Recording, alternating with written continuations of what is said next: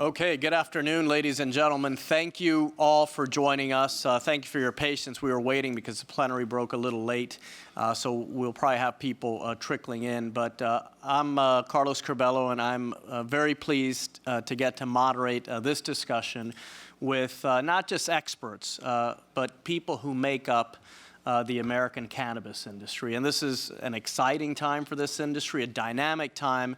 And for this strategic dialogue, we should take cues from the industry.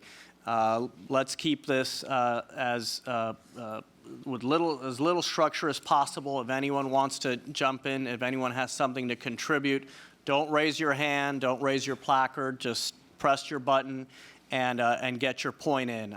We have a good amount of time, so we will definitely be able to hear from everyone, but if there's anything that you need to contribute in a timely way, don't be shy about it. Jump right in. What I'd like to do at the beginning, and just briefly, so 2 or 3 lines, everyone, let's go around, introduce yourselves, let us know what you do, and then we'll start the discussion. We'll start here with my friend Linda Green. Thank you. It's an honor to be here. I'm Linda Green from Washington, D.C. I'm on the executive team of the Cannabis Trade Federation, chair in the Diversity, Equity, and Inclusion Task Force, and I am a owner of a dispensary in Washington, D.C., Anacostia Organics. Thanks. I'm Juan Paul Uria. I'm the Minister of Health and Social Protection in Colombia. I'm a physician by training, and my background has always been in health systems, public policy, and a little bit of hospital management. Hi, I'm Jessica Billingsley. I'm the CEO of Akerna. We're the first cannabis compliance technology company to trade publicly on NASDAQ.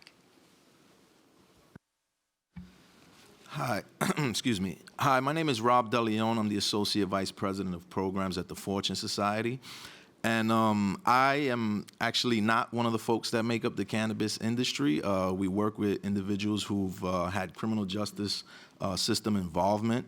And so I'm happy to be part of this conversation and to talk about the impacts of marijuana legalization on certain communities and, those who may or may not profit from legalization. Hi, I'm Steve Hawkins, Executive Director of the Marijuana Policy Project. MPP has been around going on 25 years next year. Several of the folks around this table are alumni. And we work to legalize cannabis for adult use and for medical use around the country. Thanks. Thanks. Good afternoon, everyone. Mark Ware. I'm a family physician with training in pain medicine and epidemiology, and I'm also Chief Medical Officer of Canopy Growth Corporation, one of Canada's largest licensed cannabis producers. I'm responsible for clinical education, clinical trials, epidemiology, and data collection. Hey, everyone. I'm Kyle Sherman, the founder and CEO of FlowHub. We're the leading retail management platform in the industry today. We process over $2 billion in cash transactions annually. I'm also the founding board director of the Cannabis Trade Federation and treasurer there, and recently produced a movie called Weed the People on Netflix, all about 5 kids who use cannabis for their cancer treatments. Really happy to be here. Good afternoon. I'm John Forte, Head of Strategic Partnerships for Rose Capital and BR Brands. And I'd like to think of myself, in addition to wearing that hat, as the creative disruptor at the table, interested in reshaping the narrative around cannabis and working with others, including yourselves. Thank you. Good afternoon, everyone. Dan Pavon from Medicine Man Technologies, General Counsel. Before that, I served in the Colorado General Assembly, where I helped to shepherd and build the first legalization system in 2013 of its kind to regulate cannabis in the world. So very excited to be here with all of you. Hi, everyone. I'm Jeremy Weiser. I'm the International Business Development Manager for Hexo, also one of Canada's larger cannabis companies, and I'm very pleased and honored to be here as well today. such illustrious company at this table. My name is Hillary Black. 23 years ago, I started engaging in civil disobedience and distributed cannabis to critically and chronically ill patients on my bicycle. And 23 years later, I am the Chief Advocacy Officer of Canopy Growth Corporation, and my mandate includes diversity and inclusion, patient advocacy, social purpose, and social justice, some of the complex issues other than research. Thrilled to be here. I'm Cody Sanchez, and I'm a partner at Cresco Capital Partners. We're a venture capital and private equity fund in the cannabis space. So we see as part of our mission to help provide the lifeblood that is capital to this industry and the entrepreneurs that are growing inside of it. We're one of the oldest and largest in the space, and so we've had the pleasure of investing in some of the companies here that you see today. Excited to be here. Thank you. My name is Neil Levine. I'm the CEO of the Cannabis Trade Federation. We are a one-year-old association of organizations. At our core is a trade association. I've been working on cannabis policy reform for over 16 and a half years, originally as an alum at the Marijuana Policy Project, where I led the teams that helped pass a bunch of these laws. Honor to be here. Good afternoon, everyone. My name is Hannah Dalmat. I'm the Director of Partnership Development here at Concordia, and I join conversations like this to ensure that if there's an action point that comes out of it, when there's an action point that comes out of it, that Concordia is queued up and ready to think through how to bring in cross-sector collaboration to take on some of this, especially as we build out our programming in the Latin America region and Africa, knowing the global conversation that's happening here today. Thanks. Well, thank you all, and I especially want to thank Hannah and Concordia for convening this group and for leading on this issue. There are still a lot of organizations that don't want to talk about this and want to pretend that this is an industry that doesn't exist. Clearly it does, and not only does it exist, but it is growing and changing by the day. So many thanks for hosting us here today. Neil Levine, I want to go to you first. You have been involved with the industry for, as you said, 16 and a half years. As the CEO at the Cannabis Trade Federation, you interact on a regular basis with a lot of the CEOs of the major companies in our country. Give us a state of the industry. What is on CEOs' minds? What are their concerns? What are the strengths, the weaknesses, the opportunities, and the threats out there today? Thank you, Carlos. Well, first I have to take exception to you saying you want to structure this like the industry, and the implication being it's disorganized. We're a very highly regulated industry when it comes down to the state level, and we have two of our directors on the board here who have point-of-sale systems that could tell you about all the regulations and all the stuff that we have to deal with. But that was meant to be a joke, not a critique, by the way. To SWOT this, I'm not going to stick to the SWOT format, but the biggest challenge that we have today is that the dichotomy between federal and state law has become untenable. When we have 36 states and territories that have opted out of prohibition in some form, 11 states and 2 territories that have opted out entirely, when we are treated as a 100% illegal on the federal level, which creates this cascade of impact and effect from a tax structure, if you're a plant-touching business, where you get taxed on your revenue, not your profits, under 280E. So cannabis businesses in this country are saddled with an effective tax rate of 80% or higher. When you're not allowed to have any commercial banking, access to any commercial banking services. When you see that we have this patchwork of regulation where no product can leave a state, where states have different regs, there's no overlying federal regulation or baseline for the industry to be standardized to.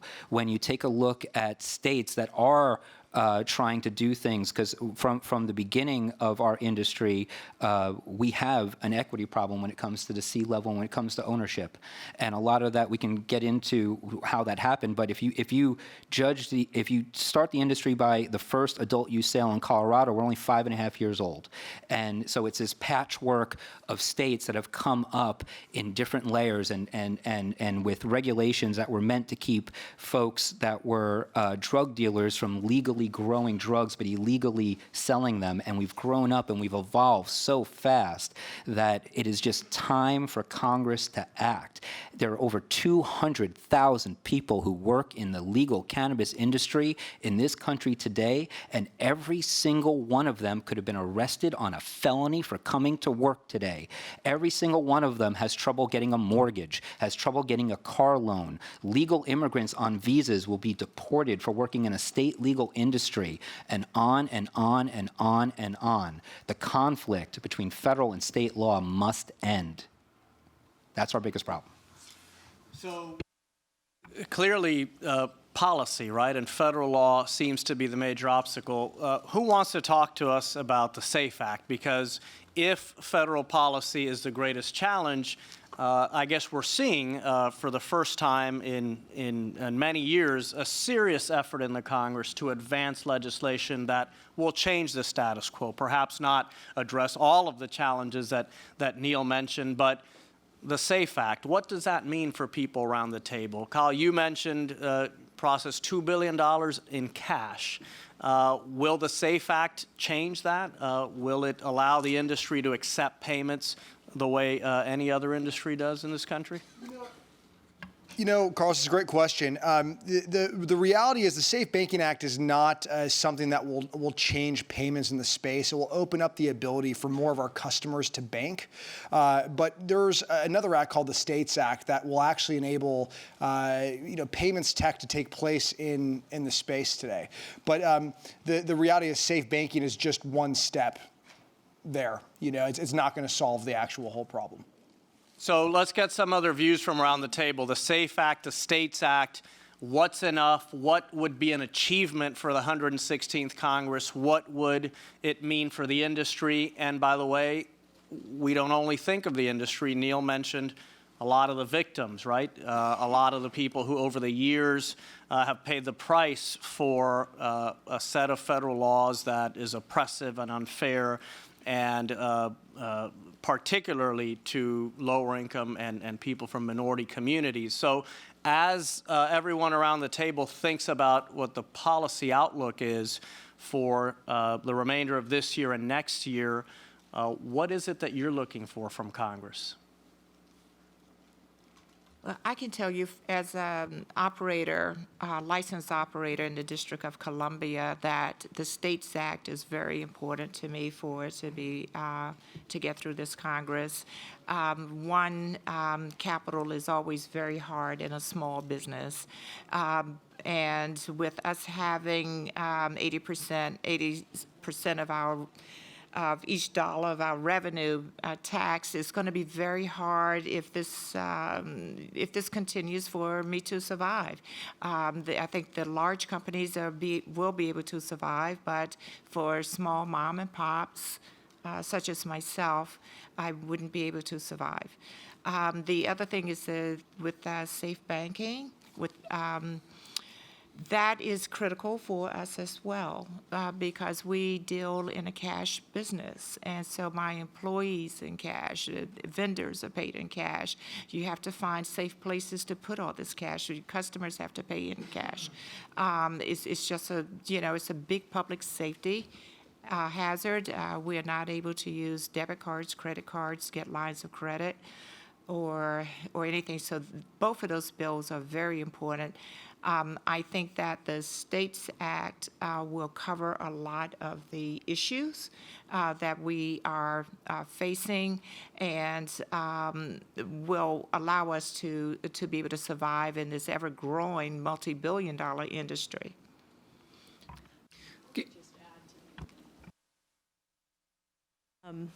The only thing that I would add, maybe for a little bit of constructive debate here, is I would say that the Safe Banking Act is actually a huge signal.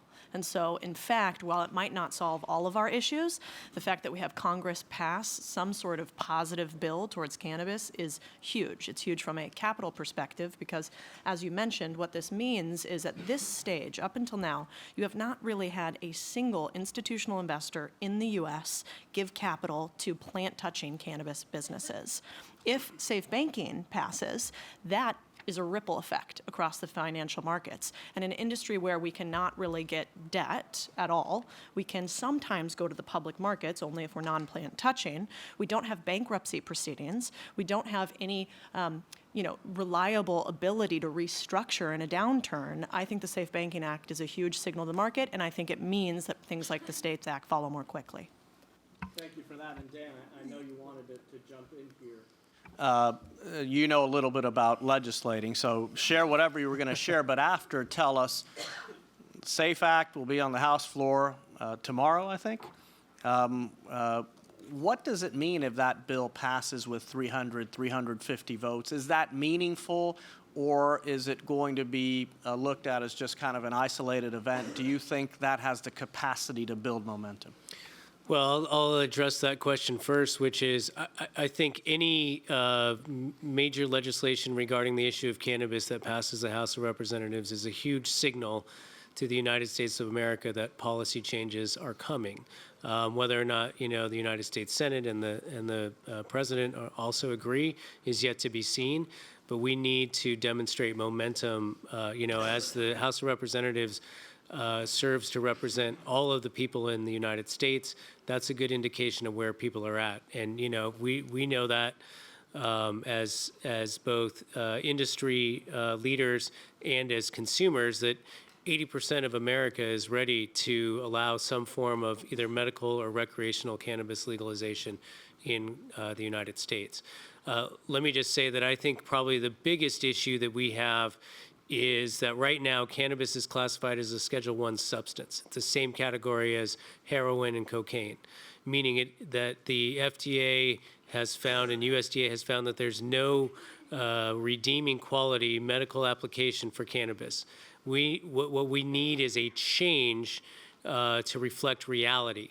In reality, we have found that medical cannabis and the use of cannabis generally has helped to alleviate millions of citizens and people who live in the United States over the course of the last century plus. Cannabis has been used for 3,000 years plus. This is well documented. What we need to do, if we were able to have that declassified, would be to research this product in a much more efficacy way. Right now, there's a monopoly that is preventing us from studying cannabis at the federal level to look at the numerous hundreds of applications to many symptoms that have been found to be treated anecdotally. We'd like to have that data. The consumers, the people deserve that data. The industry would also be well served to have that data so they can make sure that their products are applicable to consumers, to patients, to everyone in a way that would help alleviate pain and suffering that goes, and that's just on the medical side, let alone the pain and suffering that's been felt for possessing cannabis in certain states, for any number of felonies. People are in prison for many, many years. So there's, descheduling cannabis would be a step in the right direction, I think, for the United States Congress. If I may, just to take the discussion a little bit outside of the U.S. for a minute, as a Canadian company with activities in many countries around the world, wherever it's legal medically, we're there. I think it's important to take that one step higher. The United Nations has to reschedule cannabinoids, and that is a trickle-down effect which will help governments and countries around the world look at the way that they're regulating and legislating cannabis and other substances. So I think it actually needs to go one step higher. But I fully agree with you with the need for data. I think, Cody, you said that capital is the lifeblood. I think data is another lifeblood of the cannabis industry. If we can't help inform consumers and physicians and other health professionals about what cannabis is and how it works and what's safe and what isn't, that's going to be what drives this industry forward in the next 5 to 10 years. Just to reiterate what Kyle was saying in regards to Safe Banking Act, the actual real-world impact, if this manages to get passed into a law, I think is actually debatable. But to the point that Dan and Cody were making, we have a standalone piece of major cannabis policy reform that attempts to address one of the major issues that the industry has in this country, heading to the floor, on the calendar to be on the floor of the United States House of Representatives tomorrow, the first time since we've had prohibition where a standalone major piece of cannabis policy reform is going to be voted on by the full House, and all indications are it's going to pass. So this is momentous, and just the same as States Act, which would address a lot of the immediate issues that people in the cannabis industry deal with today, but that is also short of full legalization. And then there's another piece of legislation called the MORE Act, which would be the full end of prohibition, and it would give us federal regulation and some taxation, and it does attempt to address the equity issues in the industry in the United States, but it was just introduced, and from our intel and from our lobbying team, there's no direct path to get that passed into law this Congress. But if we're able to get safe banking, or if we're able to get the States Act, which would address our tax issue and civil asset forfeiture issue and allow mom and pops like Linda to actually make a profit for running a good business, which right now is impossible because 280E is designed to take all of the profit out of a business, and it works exactly as it's intended. So if we can get the States Act or those provisions passed, I believe it sets the table for the next Congress that we're going to see the full end of prohibition. And as an organization, you started this by asking a question, what do you want? We want the end of prohibition. We want people not in prison for something that's no longer a crime. We want full expungements. We want a vibrant, legal, regulated market because regulation works better than prohibition, period. So I know there, please feel free to applaud. I know that, by the way, I agree with all of that too. There are some people around the table that focus and do a lot of work on the social justice component of this entire discussion. To those of you who work specifically in that space, how do you define success in terms of policy changes for the 116th Congress? And by the way, this is a debate that people have with themselves oftentimes. Those of us who have served in legislatures, we oftentimes find ourselves thinking, do I take what I can get now, or do I hold out and try to get more and maybe risk getting nothing at all?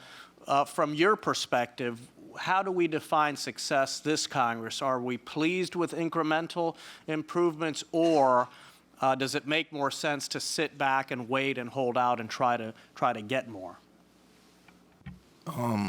So everyone's looking at me. I think it's my cue.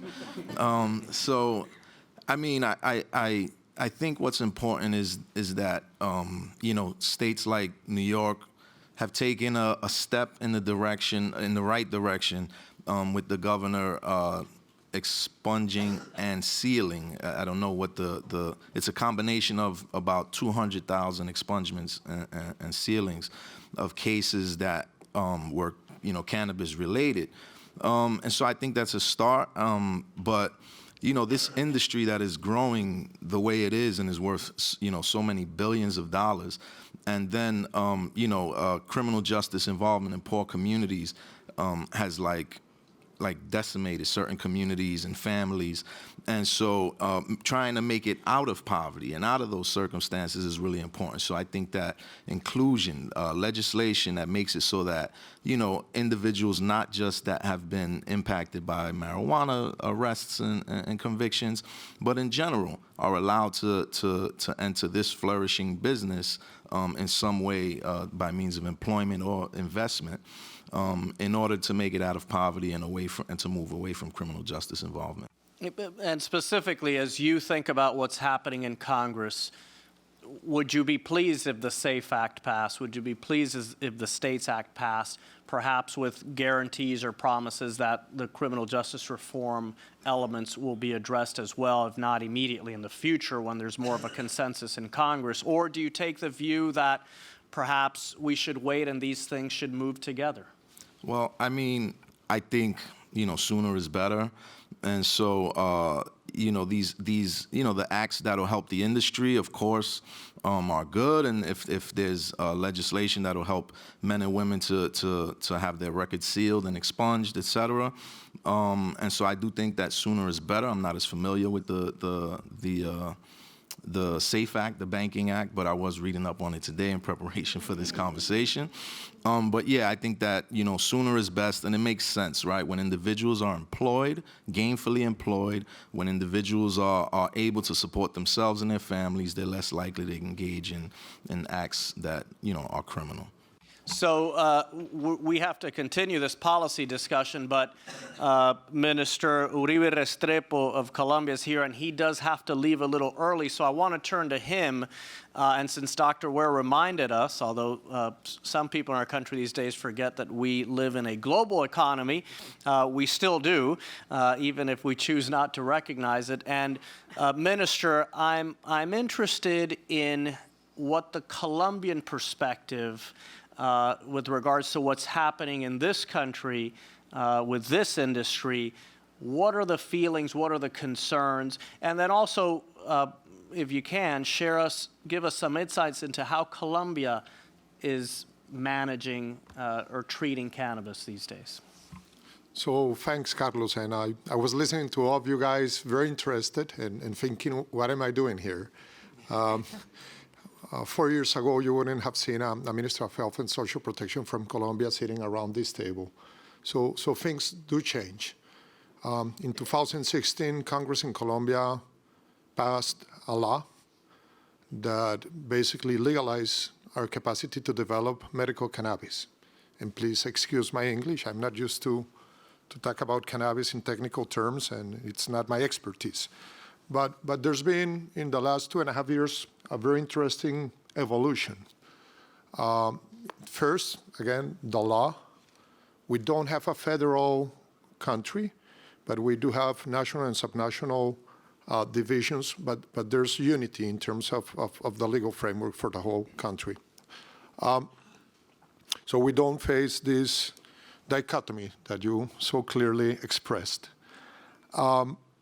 So we've made a lot of progress in 2.5 years. President Duque, who I was listening to in the near room, has expressed that the medical cannabis industry in Colombia has to follow the 3 dimensions of government. It has to be legal, it has to strengthen emprendimiento, entrepreneurship, and it needs to follow equity objectives. So we want an industry with a lot of entrepreneurs, like you guys around here. We want it to be fully legal, no shortcuts, no informality, no going beyond the borders, and we want it to have an impact on our biggest challenge in Colombia, which is inequality and poverty.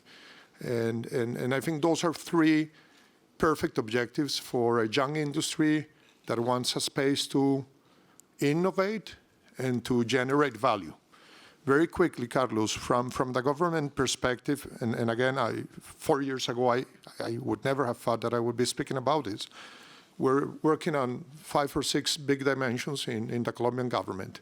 First, we need articulation. This is one of those topics which is not so frequent for a Minister of Health, full with problems, where we need to work across agriculture, trade, financing, our FDA-like institution, our National Institute of Health, Mark. They all need to come together here.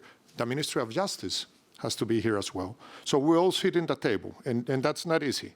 But we need to all get our act together if this is going to work. So articulating government is a first challenge. The second challenge is the evolution of the regulatory framework. We're all learning as we walk. So the industry, in a way, wants this to be quick, easy, and stable. This is going to be an ongoing conversation, open, fluid conversation, where we all need to learn. Just to give you an idea, for example, how to differentiate the psychoactive cannabis from the non-psychoactive cannabis is a big, big issue in itself. And how to do it in the legal framework is a huge challenge. So we need to further move there. Or how to make sure that the licenses that we're given are really tied to the quotas that the industry will produce for research or for export or for transformation, that there has to be a linkage and a correlation so that there's no space for speculating, so that those who are in are really in and are trying to follow legality, entrepreneurship, and equity. We need to be much better on the government side on dealing with all the processes that the industry has to go through. So we want to simplify processes, but to make requirements strong. So we want quick procedures with the government, but with the sufficient requirements in terms of guarantees. We need to strengthen enforcement and our capacity to follow the industry, the legal industry, and those outside. And in a middle-income country like Colombia, in a topic like this is a major challenge. We want to have what we call a compass, which is the highest level of social and economic policy. So we want to approve a social and economic policy around cannabis that will enable Colombia to invest in the long term, to let private sector bring money to do industrialization and technification and strong research around this. And for that, you guys need a long-term policy, social and economic policy. We want to follow carefully, Dr. Ware, the evidence base around this. And that's a big chunk of the responsibility on my side. And it's, we need this to be used as we use many other things, and it's evidence-based. So we follow the NICE Institute, and we follow European and American agencies in really seeing where does this have a positive therapeutical effect. There's a lot of noise around this. There's not so much evidence. Where we have evidence, we stand together closely. Where there's no evidence, we want to walk away from that speculation. And just to conclude, we want an industry that really creates value. So in Colombia, we don't want to be just growing the cannabis. We want the industries, and some of you are in Colombia, that will really invest in our country, in the knowledge, in the human resources, in the technology to transform cannabis, medical cannabis, and add value. If we do all of the above, if we are able to work together and do all of the above, we will end up building what is the most important element from my perspective in this new coming industry, which is trust. So I think we all need to do it very well to create trust and have a successful industry. We're going to go to Jessica in a minute, but I do want to ask the minister one follow-up question, and then we'll go to Jessica. If the United States ended prohibition tomorrow and fully legalized this product, have you thought about what would be the implications for countries like Colombia? Because again, we're living at a time where we forget that any global actor, changes in our domestic policies have implications for our neighbors, for our friends. Are there some obvious challenges or opportunities that would result from a major shift in American policy? So we all know that everything here is now interlinked or intertwined, and we can see it in so many other topics. But Carlos, I won't go beyond that because it's not my expertise area, and there are so many dimensions in the international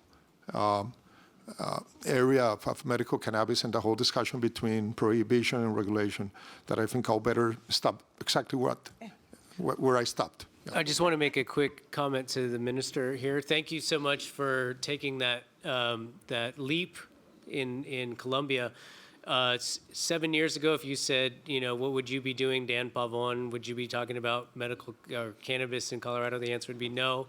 What was even more interesting is when you had a delegation come to Colorado to visit us at the governor's office, and they were asking about drug cultivation, and the answer, and I thought, when would I have ever thought that Colorado would be advising Colombia on this topic? So it's a strange world we live in, but thank you for engaging in Medicine Man Technologies is going to help. So if I may, the discussion in Colombia is going to be moving very quickly, not for medical cannabis anymore. I think it's going to be how we progress there, but it's going to be again an open discussion about recreational cannabis and adults. And we may be visiting you again, or you may be visiting us as well, Paul, so welcome. I just want to offer a perspective as an American who our business serves clients in 14 different countries, including Colombia. So we're working with some of the top licensees in Colombia, whom I recently visited. And the economics of being able to produce and export in Colombia, and our client Cleverly's recently shipped the first export of legal cannabis outside of Colombia's borders. The economics of that are something that we need to seriously consider here in this country, and our positioning vis-a-vis the federal-state conflict as we have these bills pending. How do we position them? Because other countries are moving ahead, and this is becoming a global market and cross-border, and I know many of the businesses, direct operators around this table would like to be a part of that conversation.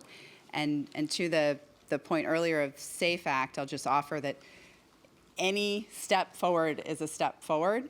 And we have a client who, a woman, a business owner, who was literally held at gunpoint as after she had picked up her children from school, as she was going to make the nightly cash drop from her business that evening at the bank, and the SAFE Act would resolve that. So every step forward is a step forward.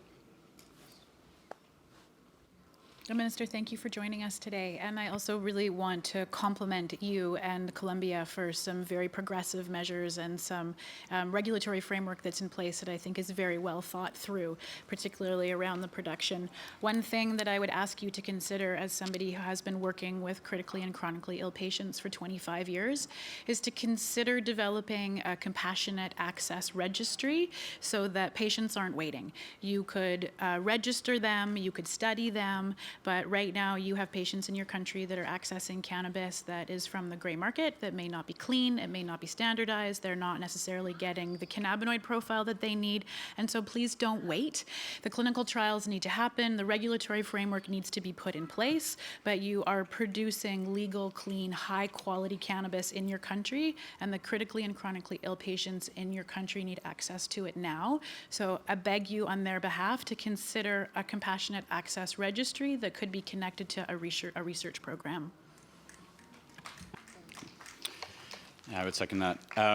So I imagine that a decent amount of the audience today is non-U.S., and for anyone wondering why Colombia is so often spoken of and looked to as a model, if not the model, for non-North American cannabis regulations, et cetera, it is because of all the things the minister referenced, and they all point to engagement.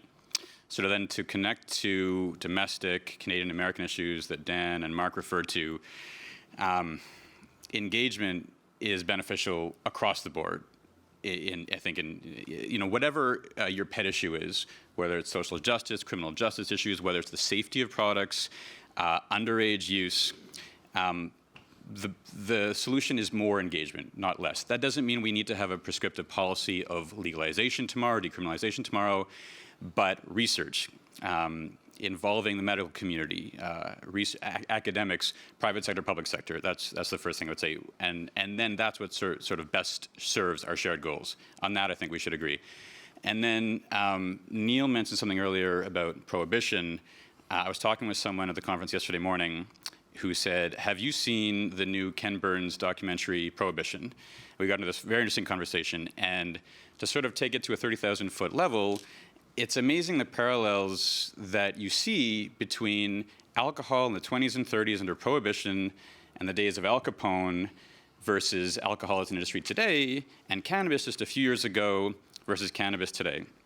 So there's this, the scene in the documentary where it says, how did you know you had the good stuff that wasn't going to make you sick back in Prohibition days? Well, if it had 3 X's on it, that's the good stuff. And it wasn't, of course.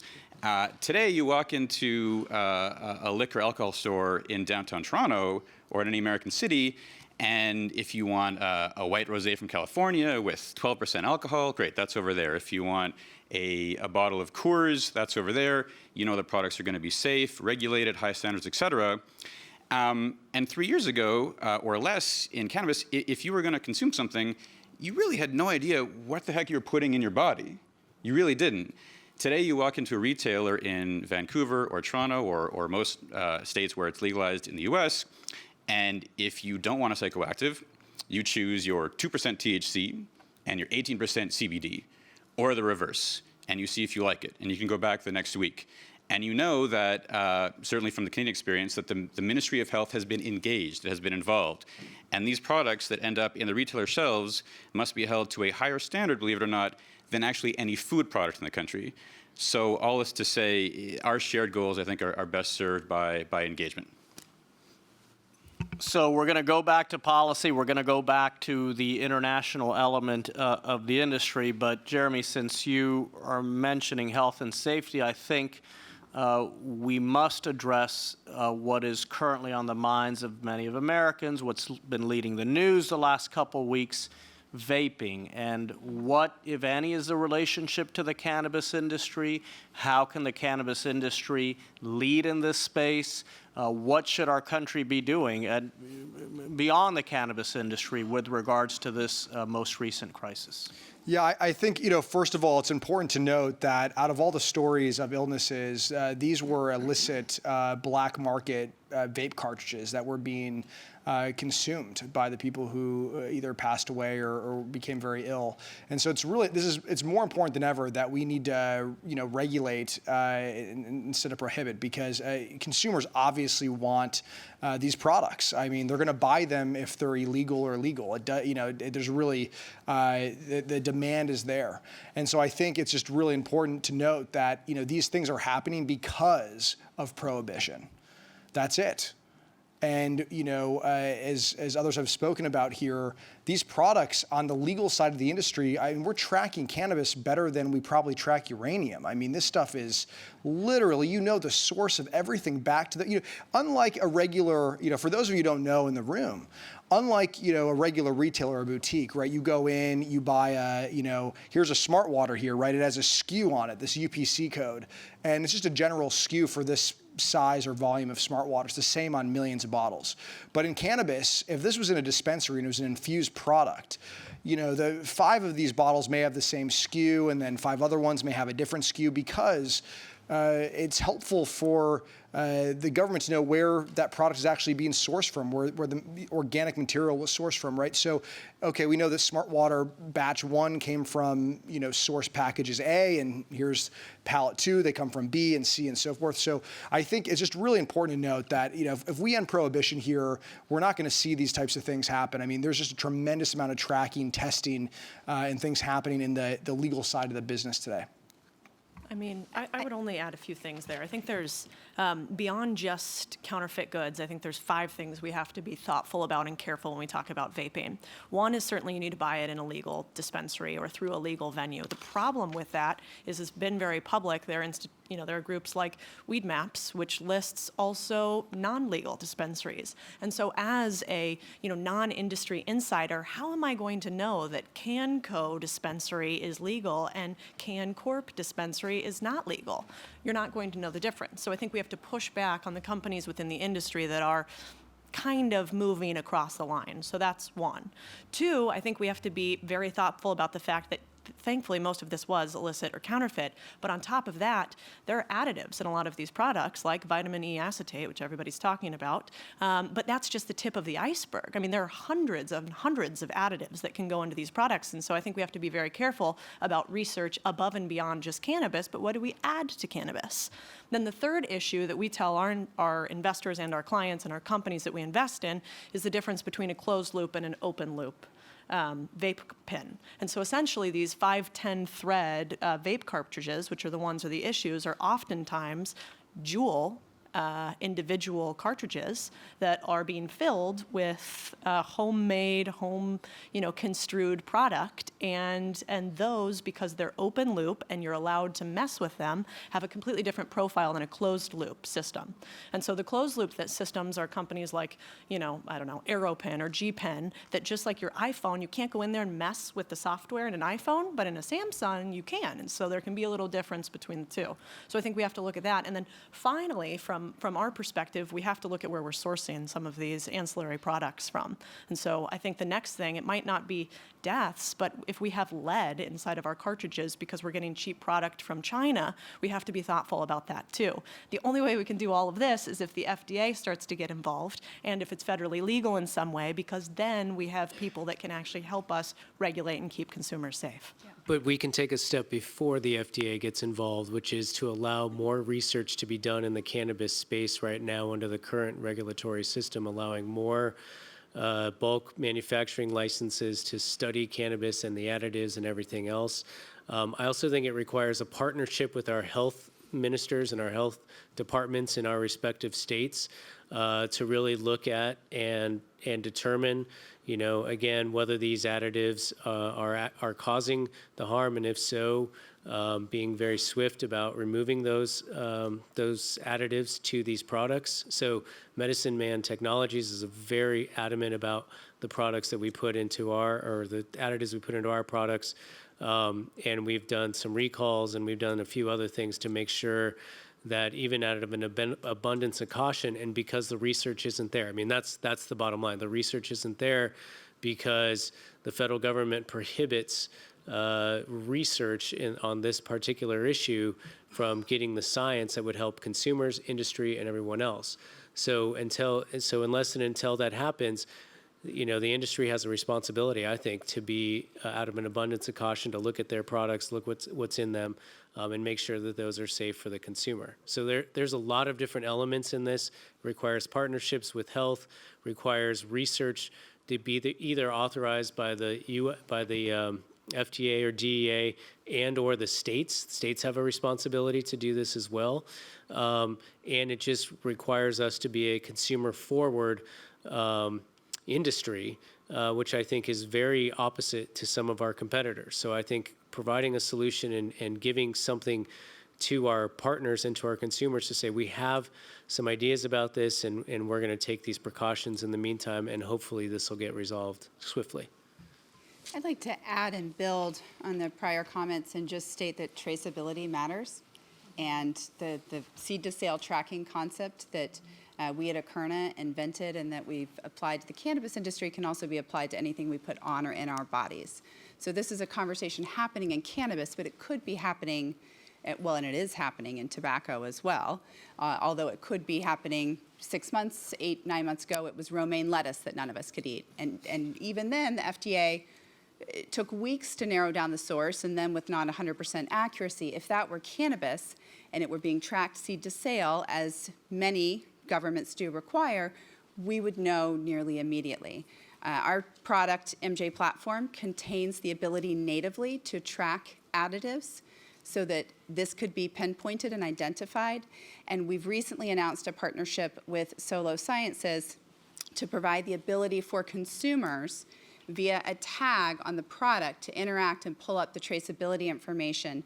It's cryptographically secure, and it provides a true anti-counterfeit measure for consumers to have confidence and know what they're getting. So if I may, and very general, so we are also facing like a legal vacuum in terms of the regulation of vaping and e-cigarettes, and Congress has not one, but 2 different legal acts that are progressing, and we're looking carefully into them to see which one is, let's say, the most suitable for the country. Very similar to what happened with tobacco and the experience that we've had in regulating tobacco.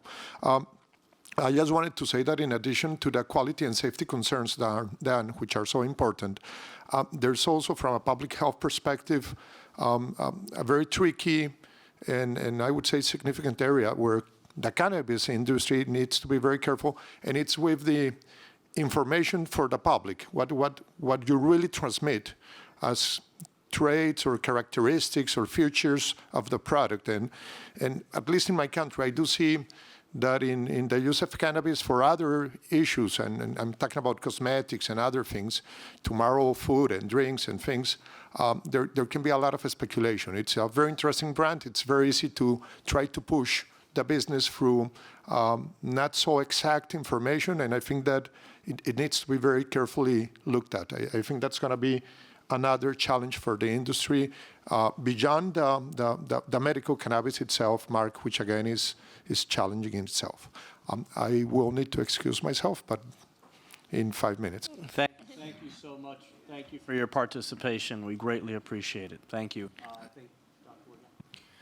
Yeah, thanks. So the vaping issue, I think, raised an important concern, and I completely agree that it reflects the need for good regulation and proper quality control. I think that's fundamental. The other thing I think that it raises is the issue of detecting safety signals when they come up. And you can see how quickly the CDC reacted when this outbreak occurred.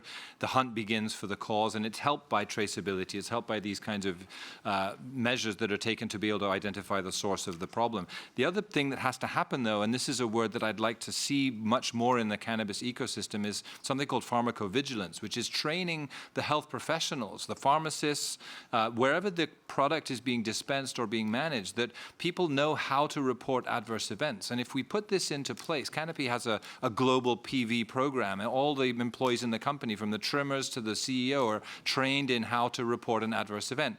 And if that happens and we see the signals, then we can turn back and find out what they're caused by. We can trace back to the products and start to identify these signals.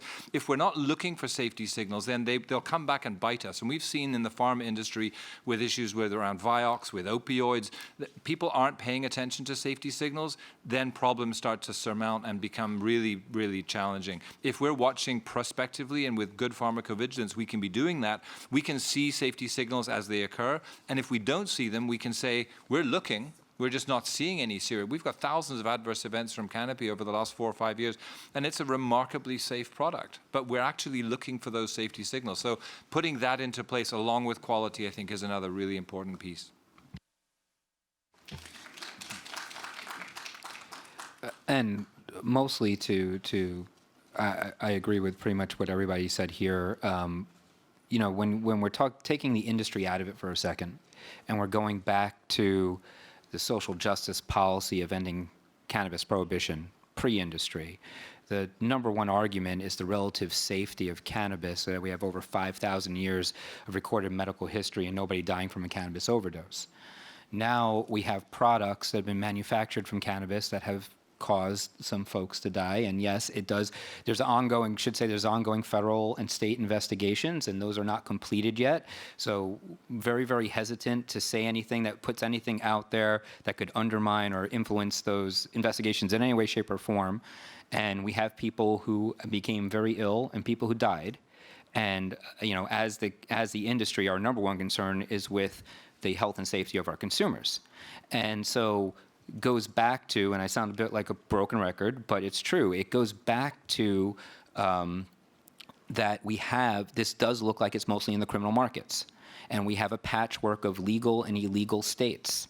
And so we have a situation where folks under a legal framework or hiding behind a legal framework can create illegal product, send it out of state. They're not regulated. No one's looking into that product. And it looks like could cause an outbreak like this. At least it seems to be concentrated within the criminal markets. And I agree with what Dan said. There is a self-regulating aspect as industry that has to be part of this. We need to look for those signals. We do need to have the states move, and the states, because we are so highly regulated, can move. But no state health department is the FDA. And this goes back to what I said before. This shows that we need some sort of federal regulation as an industry. The dichotomy between federal and state law has become completely untenable.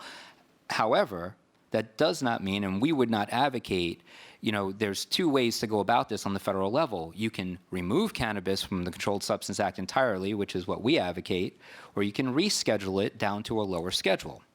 And we don't believe that a reschedule, especially in response to something that might not have been coming from the regulated industry with a relatively safe product, would be the appropriate response to what is going on. So it's going to be very interesting to see how the federal government reacts to this, but the general movement seems to be that we are going to, you know, remove cannabis from the Controlled Substance Act, like alcohol and tobacco. And there are products that need to be regulated by the FDA, and there's going to be a line where below that you'll be a nutraceutical, and above that you'll be a pharmaceutical, and we're going to have a whole bunch of federal regulation. And what's going on with this issue clearly shows that we have gotten to a point in this country where it's time for us to get on with it. It is time to end prohibition on the federal level, bring this product inside. We've got the vast majority of Americans that live under regimes that allow legal cannabis markets. We have 2/3 that want to see adult use be legal throughout the country. It is time for Congress to act. It is time for us to pull this product into the light and regulate it. Can I just jump on that a little bit? Policy change oftentimes requires votes or engagement from a broader community, right? And so I just want to ask a question for people around here. What's the role of media or other stakeholders who maybe aren't represented at this table and not directly involved in the industry or the research side of the conversation set? How can those actors play a role in informing consumers and ensuring people know how to look at the quarry code, right? I mean, what's the role of those other stakeholders? Well, I think that the role of media is one that's essential, but it's also what's the source of the information, right? So we are responsible to make sure that we're getting the correct information. I think there's a lot of chatter about cannabis right now, and I actually, at least in Canada, I don't blame the media when things are inconsistent or unfactual. I would like, speaking of the media, to take this conversation in a slightly different direction for a moment. Last week, we had the media, through the media from around the world, there were youth from 3,000 cities screaming at us about climate change. And they were talking to corporations and they were talking to change makers. And I think that there are a lot of people at this table that represent both corporations and change makers. So when it comes to media, we're responsible for what are the messages that we're putting out in the world. And I think we're also responsible for listening. So to me, there is an incredible urgency around cannabis descheduling. I think America has a responsibility to address it because America has been very successful at exporting prohibition around the world, and you will be the tugboat that leads the UN. And when I think about cannabis and its relationship with sustainability, part of it is about climate change. Hemp has an incredible capacity to sink CO2. We do not need to be chopping down trees to make paper and to make pulp. We can grow the same amount of capacity for those materials in 100 days with an acre of hemp as with 15, 20-year-old trees.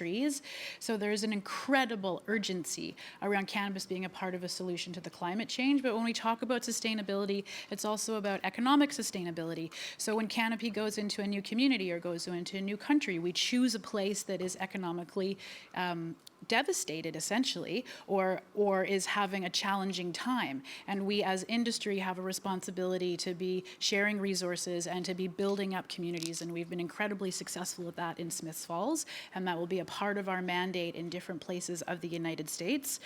When we talk about sustainability around displaced communities, we're talking about farmers that need to get back to work, that desperately need this industry in the States and around the world. And we're talking about displaced communities. We are talking about the millions of people with criminal records in the US and the incredible disproportionate way that prohibition is rolled out.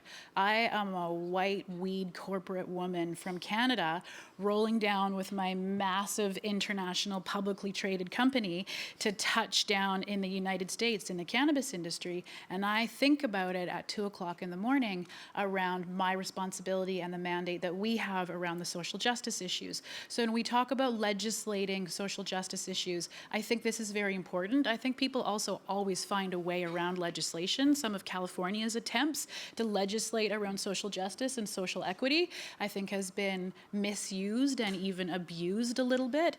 And I feel that we have a tremendous responsibility to lead as industry, and that the cannabis industry, we actually have the capacity to do business in a whole new way, and that this plant and this industry can create tremendous solutions around displaced communities, social justice issues, healthcare, and climate change. Well said, Hillary.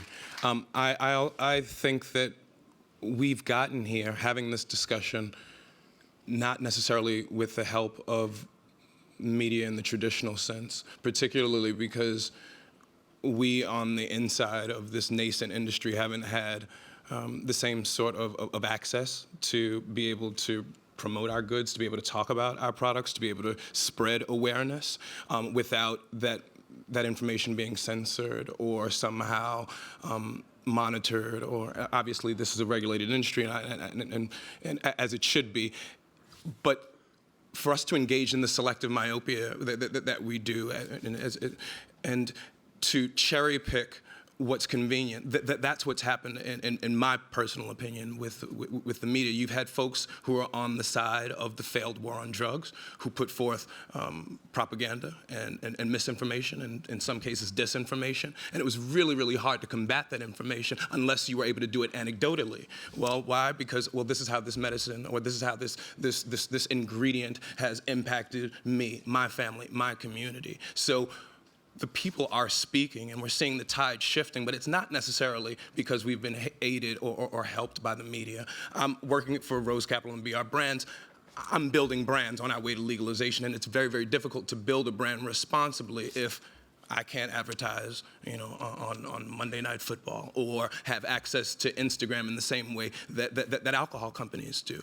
And so cooperation is absolutely at the core of this, but also us not engaging in this hypocrisy, setting our new professionals in this industry, holding us to higher standards, or standards that just can't be met because of the information gap that we wrestle with every single day.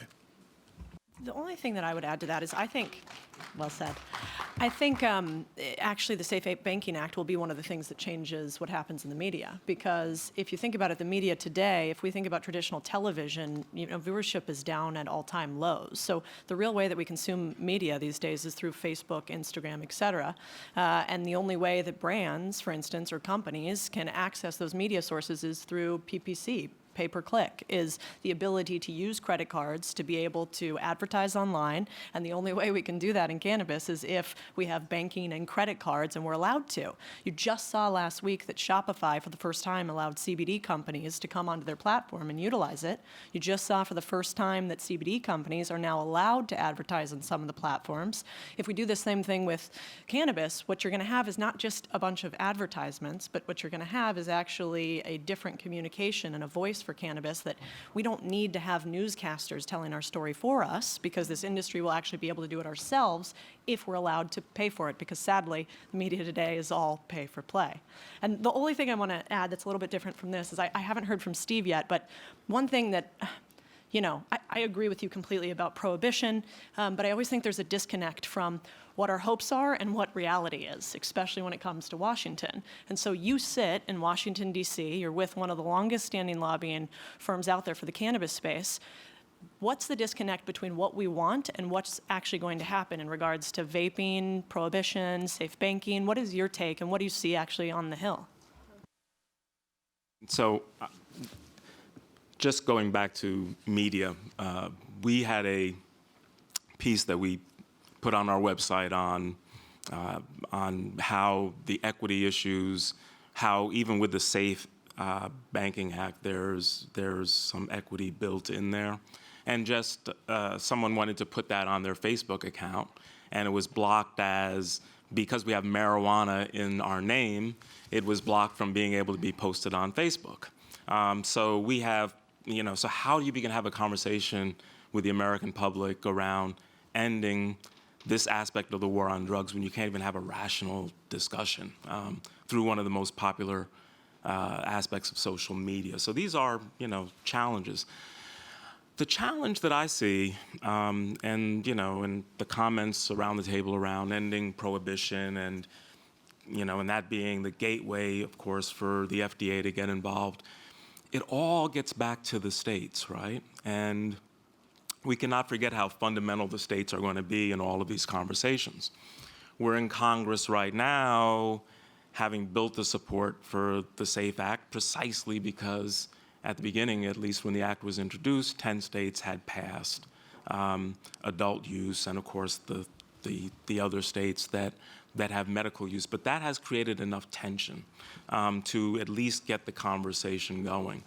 I don't know if that's going to get us over the finish line. I think we can, all things are looking good for passing in the House tomorrow. That's a good halftime report. We still got to win the rest of the game. And I get concerned when 3 presidential candidates have gone on record saying that they, all sitting in the U.S. Senate, saying that they are opposed to the act in its current form. Why are they opposed? Because they are looking at the broader social justice and equity issues that play out. We still have in this country over 600,000 people arrested for possession yearly. That does not take into account the other 2 to 3 times as many people who are stopped and harassed by the police every day. And those people are here, and so when you think of Senator Booker or Senator Harris, they hear that from their community. And so I also get concerned when someone like Majority Leader Schumer is saying that he is concerned in this space. So I think we still have to see if we can get the SAFE Act through the Senate. I don't think anybody in this table thinks that's a slam dunk, and it's going to be work. What it does underscore at the end of the day is that we must continue to move the states, right? We're getting good polling right now out of a state like Oklahoma, which is showing, strong, 55% support for legalization. We're getting good support, good polling out of Missouri. So I think, Cody, that it will be important for the industry and all of us to think about the importance of continue this sort of state chess game. My view is prohibition happens when we have 20 to 25 of the states in the country having legalized for adult use, and then we begin to hit a critical mass that's in Congress. I don't think we're there. I think we're close, but we'll have to very much strategically move in that direction. There's an inside the Beltway strategy that's important that I think we're heavily invested in, but the outside the Beltway is just as critical. If members of Congress are not hearing from their residential offices because we have not built the grassroots base of support that's needed, then we could very much come up short.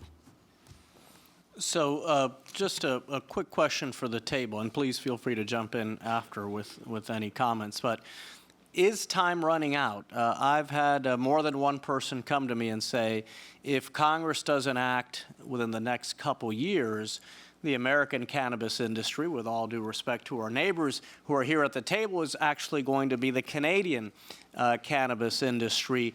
Are we at risk of losing an industry because of our own political malpractice? Is that a real risk? Is time running out? How much time do we have in order to keep that industry here in the United States?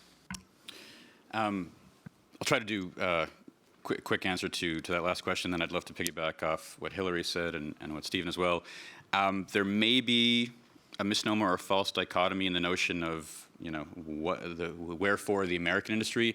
I mean, speaking from the perspective of HEXO and Canopy can perhaps agree or not, we recognize that in order to be successful globally, we need to be successful primarily in the United States. It is a 10x market compared to Canada. It is the future of the industry, regardless. So, and then if I could, Hillary, a genius line that it is so truthful in its simplicity that you said the U.S. has been very good at exporting prohibition, and they can be the tugboat that pulls the UN. So to internationalize this again, globally, all rivers flow from America, and this is the example that will be set. 2 quick anecdotes, if I could. So from the same day, so we're at the World Cannabis Congress in June in St. John, New Brunswick in Canada. It's a 3-day conference, much like this one, 3,000 people, except it's all cannabis all the time. And the final session, so this is a consumer experience example and then a social justice example. The final session on stage is the Canopy CEO and Canopy partner, Martha Stewart. Martha Stewart, like the paragon of aspirational lifestyle. Safe, You know, it's like the Ralph Lauren, except bigger, and like for baked goods and everything else. And this is a very savvy businesswoman. She knows what she's doing, and she recognizes the huge potential of the market. And then you think about, well, what is that market? What are the products? And who are the consumers of that market? It's not the traditional perspective you think of when you think of cannabis as a trigger word. Okay, then fast forward to later that night. There's like an end of conference gathering at some bar restaurant on the street in St. John by the water. It's a beautiful night in June, and there's about 20 people hanging out in the designated smoking area, and about 2 or 3 people are smoking up. And around the corner, I see these 3 police officers turn and start walking toward us kind of briskly. And my brain goes to, oh my God, I'm 21 years old, and I'm at a party in college, and I know there's weed there, and there's a bang at the door, and it's the cops, bail, bail, bail. Instead, the reality is the police officers walk over. Hey, officers, how's it going? Hey, everybody, what are you here for? What's going on? Oh, great, fantastic. Well, have a good night. Be safe. And if you don't live this societal daily new normal in Canada or in 10 or so American states, it's very hard to conceive of. But the sky hasn't fallen. We are making progress on social justice. Canada hasn't yet achieved expunging of records as they have in the US, but at least we've had pardons so that people can actually get jobs in Canada and people aren't rotting in jail. So anyway, all to say that if you can imagine this new normal, it's helpful to shift perspective. I'm sorry, I would just love to just dovetail a little bit on that new normal that Jeremy just alluded to. The new normal that you just spoke on is not necessarily axiomatic. It's not across the board. In 2019, in New York City, if you are a person of color, black or brown, and you're consuming, you're 8 times more likely to be picked up, to be stopped and frisked. 20 years ago, you were 5 times as likely. So even though the wave is happening and we're bearing witness to it, there is a chasm between what is actually taking place on the streets and what's taking place in rooms like this. Which goes to the fundamental policies that exist on a state-by-state basis. What's also happening is the new normal at the government level. So Colorado has generated over $1 billion in taxes since its inception of recreational or adult use. What that has meant is more school counselors in every school district in Colorado. It's meant more substance abuse treatment centers and prevention centers in Colorado than I think almost any other state per capita.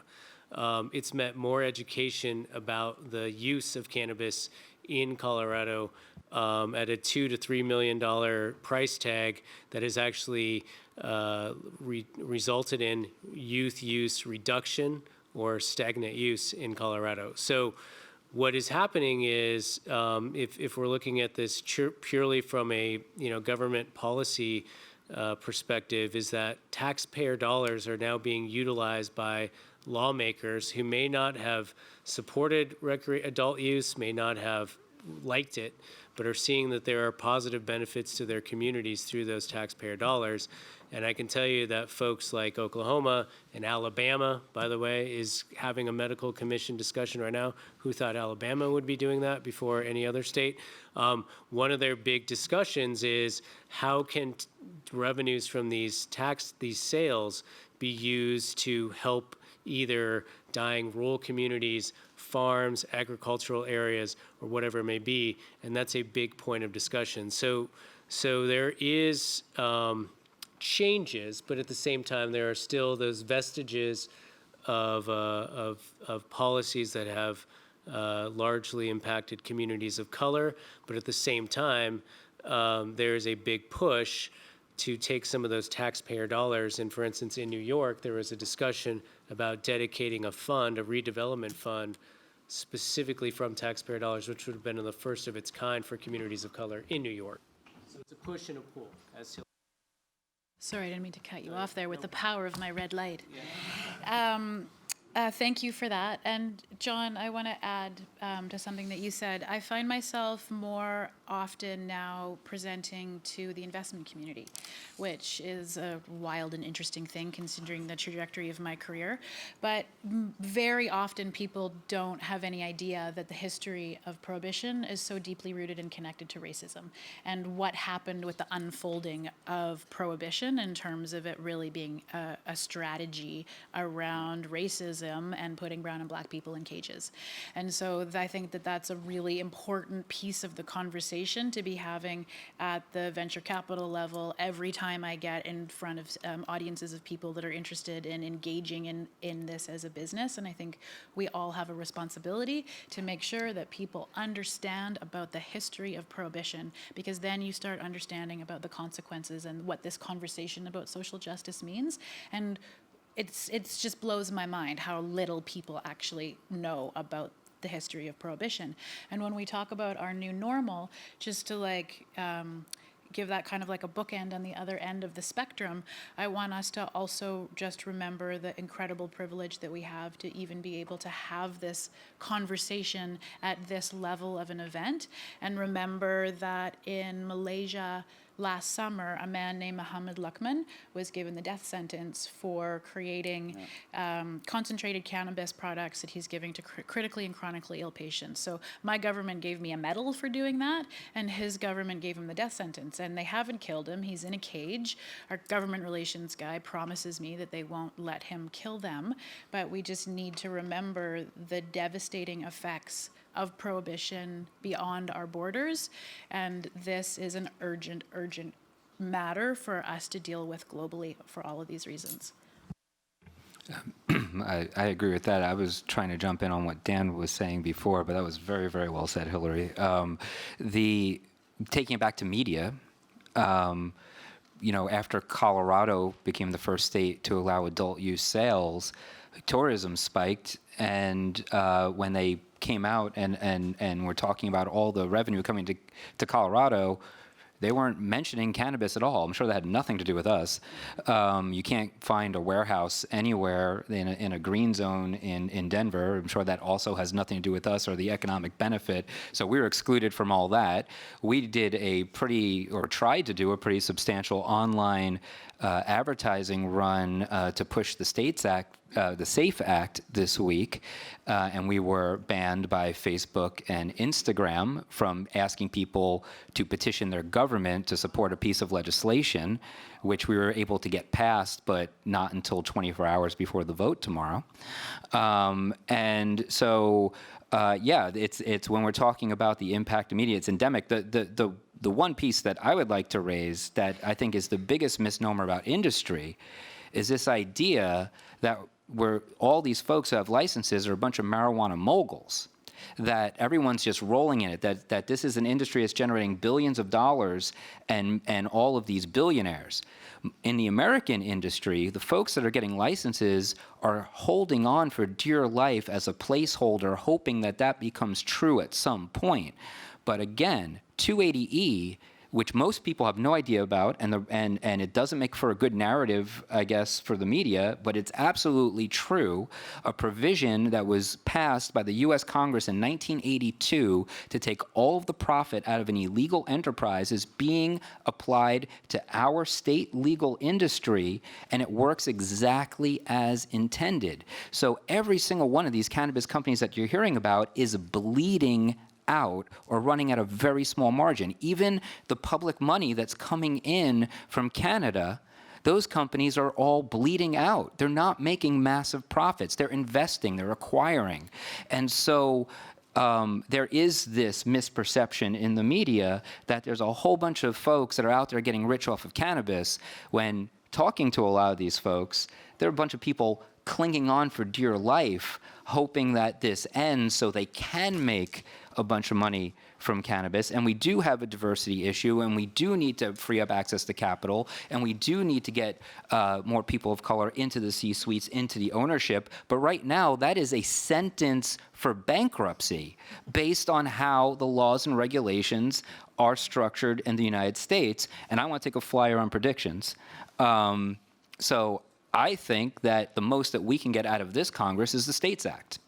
And the reason I think that is the president said if it hits his desk, he'd sign it into law. So we do have headwinds from the House and the Senate side. We do have the House about to move on safe banking. There is an active debate going on right now that Steve very, very articulately mentioned, that is exactly what is equity and what bill has equity and what bill doesn't. And I think what we lose sight of is policy is like a spider web, and it touches in all these different places that you don't anticipate, or touch in places that you don't openly see. So for example, you have the state of Massachusetts, which has moved forward with equity applicants as part of their state law. No one's opened their doors. The reason is lack of access to capital. The head of economic development for the city of Boston said he's sitting on federal dollars that he would like to deploy into the industry to give to equity applicants, and he can't. Why? The dichotomy between federal and state law. If the States Act were to pass, those dollars could be freed up for equity applicants in Massachusetts, where the rubber hits the road. So there is, as I said before, there's no path possible to get to the end of legalization, the end of prohibition to full legalization in this country that doesn't happen in an equity and a social justice framework. And the legalization fights, as Stephen was saying, are happening at the state level. At the federal level, we're just not there yet. But I think that we can get a long way if we can all pull together and focus on things that we can get through this Congress. And I think we can get banking through, and I think we have the potential to get the States Act through. And I think if we do that, the table is set in the next Congress, no matter how the election plays out, that prohibition is done. I believe that very, very strongly. I love it. I mean, the only thing that I was going to add is my last name is Sanchez, right? I'm Latina. I was an investigative journalist before I was in cannabis, traveling across the U.S.-Mexico border and essentially working on stories about narco trafficking, about human trafficking. And if we want to talk about, another population that has been decimated, it's not just the U.S., it's Mexico. I mean, can you imagine entire communities actually killed, murdered in really graphic, horrifying ways because of the movement of marijuana, which has now switched to things like fentanyl and others. And so, but one thing I think is a little bit tragic about the industry is, we were looking at investing in a company in Canada that was applying for a license, or had a few licenses, and was applying for one in Los Angeles. And in Los Angeles, they have a social equity component where you have to, and I may not get this exactly right, so excuse me for some of my naivete, but you have to either have somebody who was of an ethnic minority background, so my last name Sanchez might work if I lived in Los Angeles, and they might have to live in a certain area that was socioeconomically disadvantaged, or they might have to have had some sort of felony or criminal background related to the drug industry. And if they had any of those three, you moved up the line from the license process. Well, when we were digging into this company, what did we find? But that they got this license because, a bunch of gentlemen who were none of those three things had put an ad out on Craigslist and did just a raffle, basically, saying like, hey, is your name Cody Sanchez? Have you had a criminal history? And essentially put this guy as the 51% owner of their company.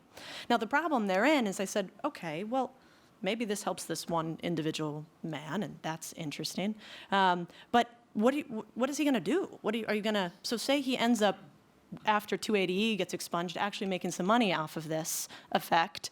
Are you going to teach him how to run a business? He doesn't have degrees. He doesn't know anything about the understanding business. And he said, no, we're gonna put him in the back, and he's going to work in shelving and moving stuff around in the back, which will be a great job for him.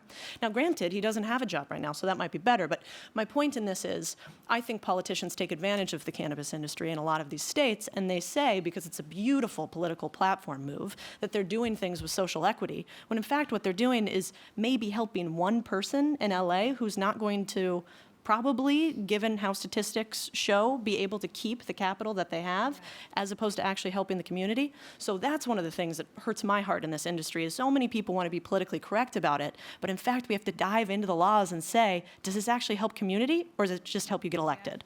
I think it's important to note when you're thinking about social equity in the cannabis industry that, potentially maybe it's not as important to say, hey, for this community, hey, we're going to force you essentially into the cannabis industry by, giving you a license and putting you up further up on the list, rather than actually just helping the community in general. Maybe granting, first-time small business owners, cash to start up their local business in their community, rather than it being a cannabis-specific business. And I think the social equity conversation, is just unfolding now, truly. But I think there's a lot more there that needs to be discussed and thought about as we continue the conversation. So one of the things that I do when I'm moving around and having discussions about cannabis throughout my city and other places is there's a lot of education that we still have to do. We have to educate about the medicinal benefits of cannabis. We have to do a lot of education as far as the opportunities to get involved in cannabis and the cannabis industry. And everybody should not have a license. I don't even know if I were going through what I've been through and not knowing when I will see any revenue, and I employ all Washingtonians, and I have a big expense, and I had to put everything on the line to get into business. There was no capital for me. But the ancillary businesses, just transfer your professional skills to those that apply to the cannabis industry. Now, perhaps that is where everyone is thinking that there's a lot of money in the cannabis industry, because the ancillary businesses do not have to abide or be affected by 280E. They operate as normal businesses.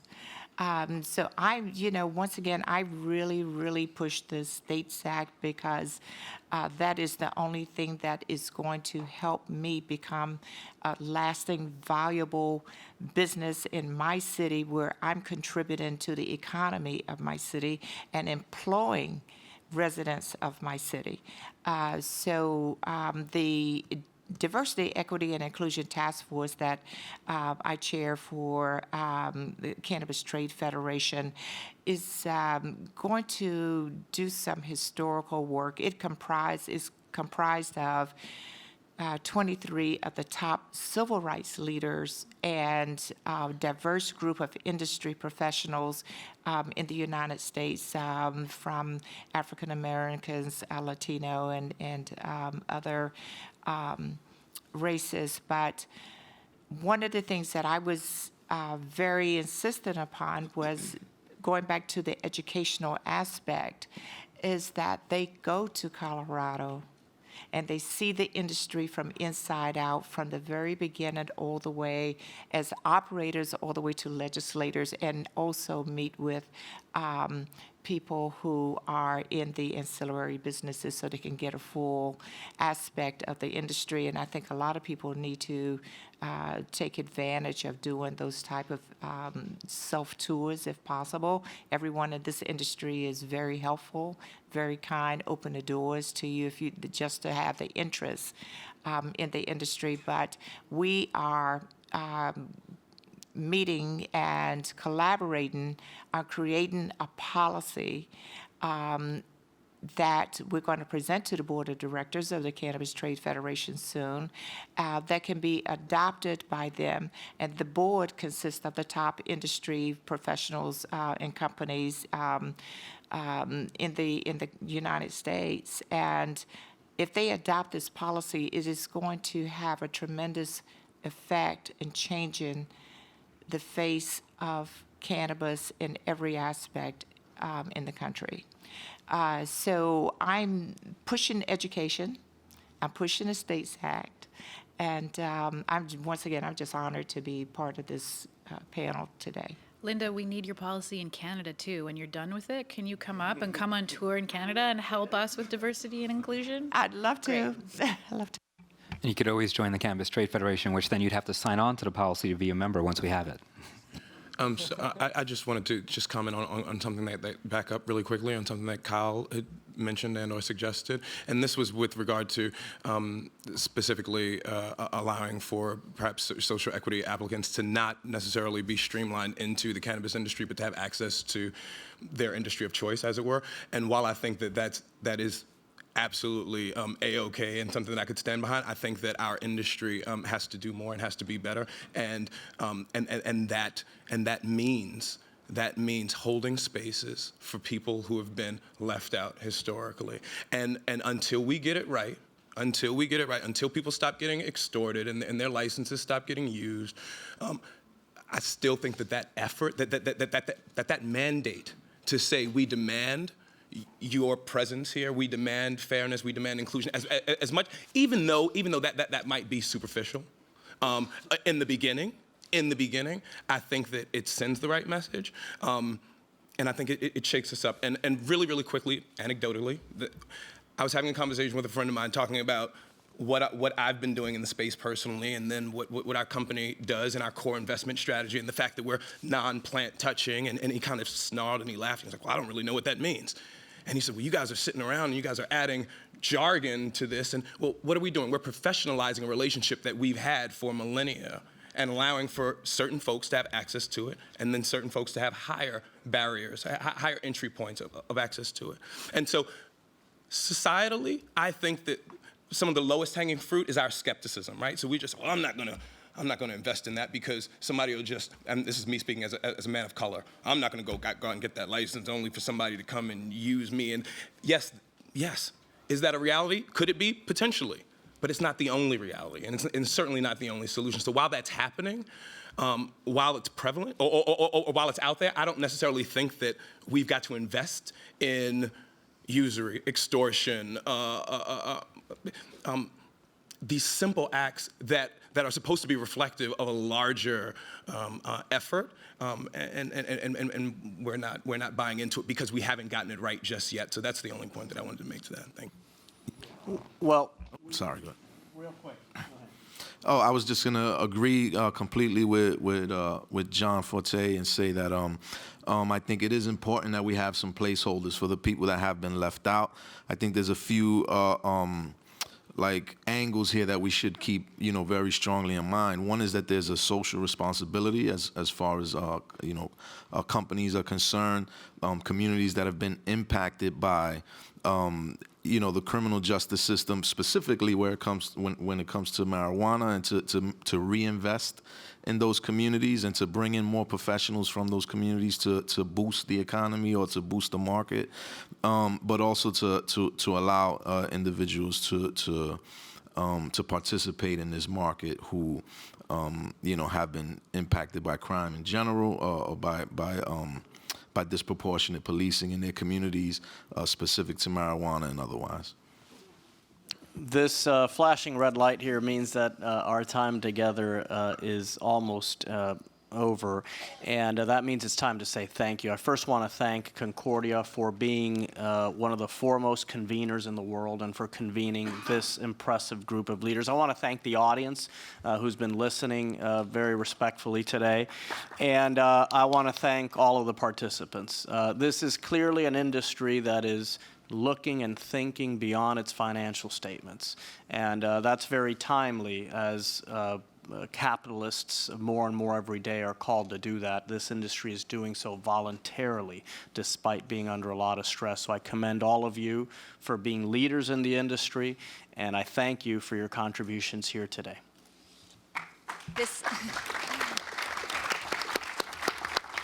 I would have loved to have the congressman provide the last word, but it behooves me to also say thank you to everybody and to just say that this is not the first conversation Concordia will have on this. Oh, it is the first. It's not the last. Certainly not the last conversation Concordia will be having on this subject, both in our domestic space, but also internationally. And so we just really appreciate you helping us think through all the different myriad of complex issues to unpack, and appreciate the eloquence and the lived and anecdotal experience that came to this table, and hopefully moving forward there's more data-driven insight that we can also incorporate in. So everyone pay attention to tomorrow, I guess, with the news. Have a good one.